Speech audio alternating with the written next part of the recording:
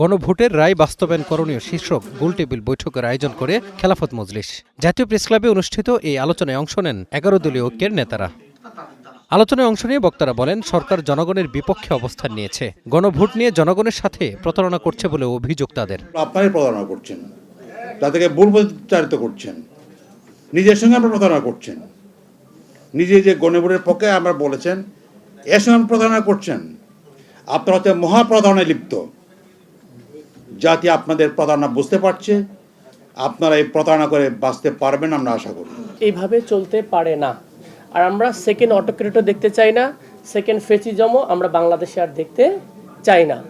এজন্য 11 দলীয় ঐক্য যেভাবে বাংলাদেশের মানুষের ভয়েস নিয়ে কাজ করতেছে, আমরা সর্বদাই সংসদের ভিতরে বাহিরে মিডিয়াতে যেখানে সুযোগ রয়েছে বাংলাদেশের মানুষের অধিকার নিয়ে কথা বলবো। আন্দোলন কিন্তু শেষ পর্যন্ত যাবে, সরকার পতন না হওয়া পর্যন্ত।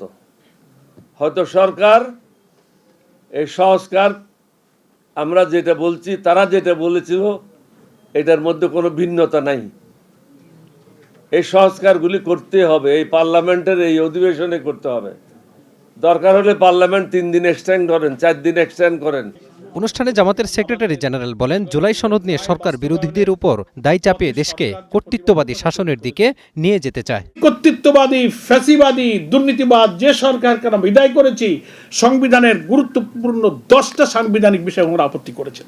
এবং এটা যদি এই জুলাই সনদে ঐক্যমত্য কমিশনও একমত হয়েছে, ওনারা বাদে আমরা একমত হয়েছি, এটা যদি না মানা হয় তাহলে এই সংস্কার, এই জুলাই সনদের কোনো মূল্য হবে না। আবার সেই রাষ্ট্র কিন্তু কর্তৃত্ববাদী ফ্যাসিবাদের দিকে যাবে। সরকারের দুর্বলতার সুযোগে সারা দেশে আইনশৃঙ্খলার পরিস্থিতির অবনতি হচ্ছে বলে অভিযোগ করেন আলোচনায় অংশ নেওয়া বক্তারা। Mazharul Islam, star news, Dhaka.